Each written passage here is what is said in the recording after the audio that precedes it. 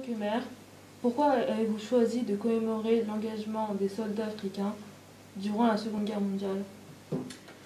Déjà, ça permet d'aborder un sujet qui jusqu'à présent était un peu tabou. Puisque finalement, quand on parle, c'est bizarre d'ailleurs, parce qu'en Normandie, on parle beaucoup de la Seconde Guerre mondiale. Vous savez pourquoi?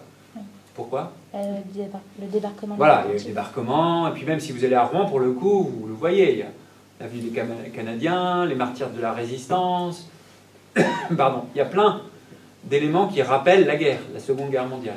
D'accord. Mais il y a quand même des sujets, pendant cette période de notre histoire, dont on parlait très peu. Alors je dis tabou, est-ce qu'ils étaient volontairement cachés? Ça, ce sont les historiens qui nous le diront, mais moi je ne me permettrai pas de dire ça, mais au moins je peux dire qu'on n'en parlait pas trop. Donc, du coup, on a choisi de commémorer cet engagement parce qu'on voulait, d'une certaine façon, montrer un élément un peu tabou de l'histoire de France. Pour nous, c'était important de commémorer cet engagement parce que c'est une façon de montrer la réalité ou la complexité de la réalité historique. Vous voyez? Et puis, surtout, dans votre question, ce qui est nouveau, ce qui me permet de développer, c'est qu'il y a l'aspect de commémoration. Ça veut dire qu'on va se rappeler ensemble de certaines choses qui se sont passées, pour d'une part ne pas les oublier, et aussi pour créer une sorte de lien entre nous. Parce qu'en se rappelant ensemble des choses, on crée du lien entre nous, on crée des choses qu'on partage ensemble. Et par exemple, là, c'est le partage des valeurs, de quoi? On les remercie, en fait. On remercie, on honore la mémoire de gens qui se sont battus pour notre liberté. Alors, ma prochaine question, c'est à propos du débat actuel sur les statuts de personnalité controversés de l'histoire. Quelle est votre position? Il faut en déboulonner certains? Est-ce que pour nous, l'objectif c'est ça? Pas du tout. Nous, l'objectif c'est pas d'effacer.